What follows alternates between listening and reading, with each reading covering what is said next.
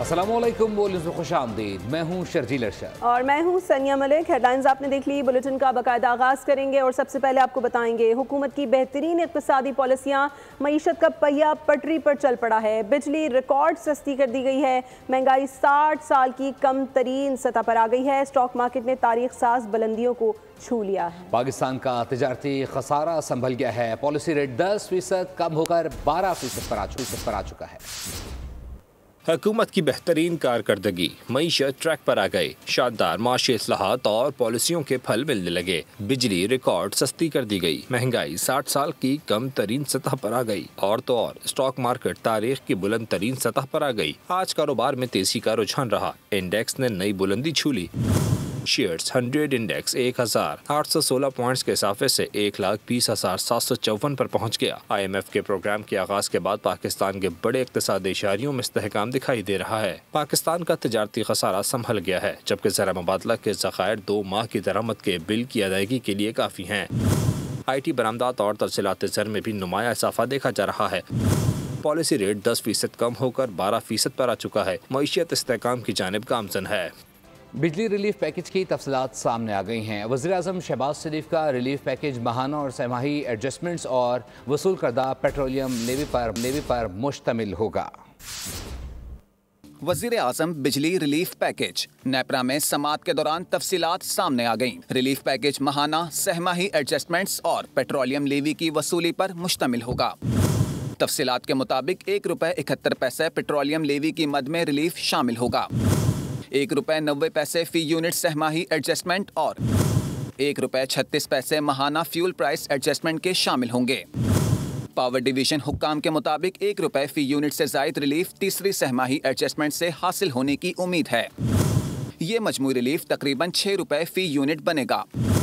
Taxes समेत relief तकरीबन ₹7.41 फी unit तक बढ़ जाएगा। गुज़िश्ता रोज वज़ीर-ए-आज़म शहबाज शरीफ ने घरेलू सार्फिन के लिए बिजली की कीमत में ₹7.41 और सनतों के लिए ₹7.59 फी यूनिट कमी का ऐलान किया था। और पाकिस्तान मुस्लिम लीग नून के सदर नवाज शरीफ ने बिजली के निर्ख में नुमाया कमी पर वज़ीर-ए-आज़म शहबाज शरीफ को मुबारकबाद दी है। नवाज शरीफ ने वज़ीर-ए-आज़म की टीम को भी सराहते हुए कहा, शहबाज शरीफ की काविशों से मुल्क दुरुस्त समत पर गामजन हो चुका है। बिजली सस्ती करने से न सिर्फ आवाम को रिलीफ मिलेगा बल्कि एक्सपोर्ट भी बढ़ेगी। मुल्क में तरक्की की राहें खुल रही हैं, नौजवानों को रोजगार मिलेगा। मुल्क भर के सार्फिन के लिए बिजली ₹1.71 फी यूनिट सस्ती करने पर नेपरा में समाअत मुकम्मल हो गई। नेपरा अथॉरिटी अदाद-ओ-शुमार का जायजा लेने के बाद फैसला जारी करेगी। समाअत के दौरान पावर डिवीजन हुक्काम का कहना था कि वज़ीर-ए-आज़म की जानिब से बिजली की कीमत में कमी मौशी सूरत हाल से मशरूत है। मौशी सूरत हाल बेहतर रहने तक सार्फिन को रिलीफ मिलता रहेगा। इस वक्त सालाना रीबेसिंग नहीं हो सकती, इसलिए सहमाही एडजस्टमेंट के तहत रिलीफ दिया जा रहा है। अमीन जमात इस्लामी कहते हैं बिजली के साथ पेट्रोल की कीमतों में भी रिलीफ दिया जाए। हाफिज नईमुर रहमान कहते हैं मईशत टैक्स लगाने से नहीं सनतें लगाने से मुस्तहकम होगी। कहा तनख्वाहदार 500 अरब रुपए जबकि जागीरदार सिर्फ 4 से 5 अरब टैक्स दे रहे हैं। हाफिज नईम ने IPPs के ऑडिट का भी मुतालबा किया। दावा किया कि पुरअमन सियासी मुज़ाहमत से हुकूमत को IPPs से मुज़ाकरात पर मजबूर किया। मरहला हम इसे समझते हैं कि जिसमें वज़ीर-ए-आज़म ने यह ऐलान किया है। हम ये बात वाज़े कर देना चाहते हैं कि ये ₹7.41 फी यूनिट का जो रिलीफ है, ये रिलीफ से कहीं ज्यादा होना चाहिए। ये सारी जितनी भी हुकूमत, इन सब हुकूमतों ने खून निचोड़ने वाली इन IPPs को सपोर्ट फराहम की। बात तो ये है कि जिन लोगों ने भी पाकिस्तान के साथ ये खिलवाड़ किया है, उन सबको कौम के सामने लाना पड़ेगा। ये फॉरेंसिक ऑडिट होगा तो सबका पता चल जाएगा। तो मैं शहबाज शरीफ साहब से ये मुतालबा करता हूं कि फॉरेंसिक ऑडिट कीजिए। दूसरी बात हम ये कहना चाहते हैं कि पेट्रोल की कीमत आलमी मार्केट में कल भी 7% कमी हुई है। तो जब तक पेट्रोल सस्ता नहीं होगा, जब तक बिजली की कीमत मजीद कम नहीं होगी, तो कैसे इंडस्ट्री चलेगी और कैसे आम आदमी पनप सकेगा। वजीर बराए पावर डिवीजन ने कहा है कि 36 IPPs के साथ मुज़ाकरात के नतीजे में 3,696 अरब रुपए की बचत हुई।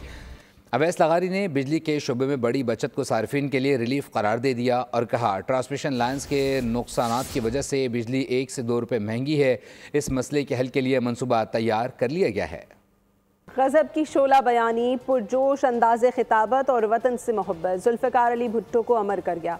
कायदे अवाम का लक़ब पाने वाले रहनुमा 46 बरस बाद भी दिलों में ज़िंदा हैं। पाकिस्तान को एटमी ताकत बनाने के साथ उम्मत मुस्लिमा को OIC पर यकजा करने का क्रेडिट भी जुल्फ़िकार अली भुट्टो को जाता है।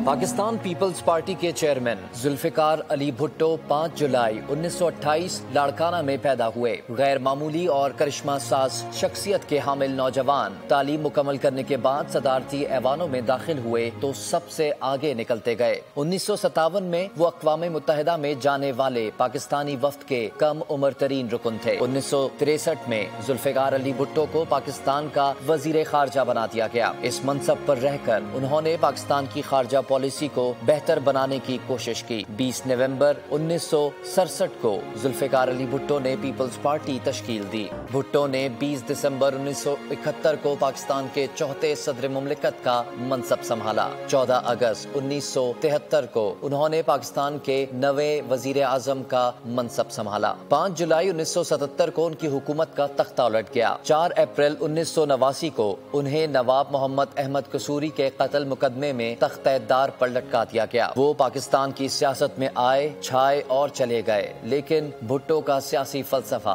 आज भी जिंदा है। शहीद जुल्फ़िकार अली भुट्टो की बरसी की तकरीबात में शिरकत के लिए सक्खर से पीपल्स पार्टी के कारकुनान का काफिला घड़ी खुदा बख्श रवाना हो गया।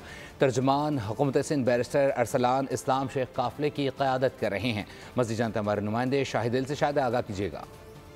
शहीद जुल्फ़िकार अली भुट्टो की बरसी में शिरकत के लिए सक्खर से बड़ा पीपल्स पार्टी कारकुनान का काफिला तर्जुमान हुकूमत सिंध बैरिस्टर अरसलान इस्लाम शेख की क़यादत में रवाना हो रहा है। हमारे साथ मौजूद है तर्जुमान हुकूमत सिंध मेयर सक्खर बैरिस्टर अरसलान इस्लाम शेख। हज़ारों की तादाद के अंदर बुजुर्गान, नौजवान, ख़वातीन, हिंदू, मुसलमान, सिख, क्रिश्चन सब 46वीं जो शहीद जुल्फ़िकार अली भुट्टो साहब की बरसी है उस पर ख़राज अक़ीदत, ख़राज तहसीन पेश करने जा रहा है। साथ साथ बड़े एक जज्बे के साथ अपना एक पैगाम रिकॉर्ड करवाने जा रहा है कि पाकिस्तान पीपल्स पार्टी की क़यादत पे हम सबको पूरा यकीन है। इस वक्त पाकिस्तान सिंध एक नाजुक दौर से गुजर रहा है और अगर इस मुश्किल वक्त से कोई पाकिस्तान को निकाल सकता है तो वो हमारे नौजवान कायद chairman Peoples Party Bilawal Bhutto Zardari साहब हैं।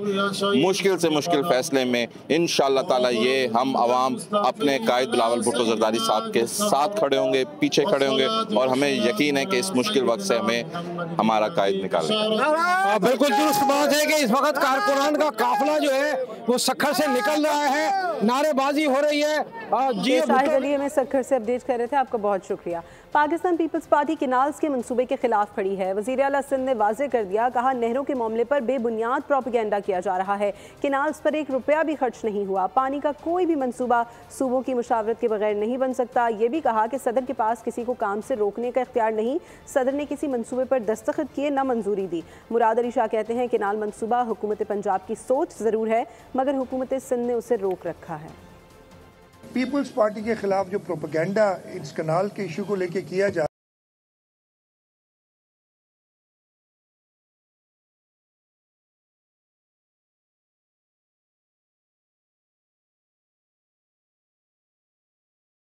कराची में दंदनाते लुटेरों ने एक और जान ले ली। सुपर हाईवे जंजाल गोट में डाकुओं की फायरिंग से खातून जाँ बहक हो गई। मुल्ज़िमान ने खातून को डकैती मज़ाहमत पर कत्ल किया। कत्ल की गई खातून हामिला थी। मियाँ बीवी अस्पताल जा रहे थे। शौहर का बयान भी आ गया। बताया डाकू ने मेरे मोबाइल फ़ोन छीन लिया था।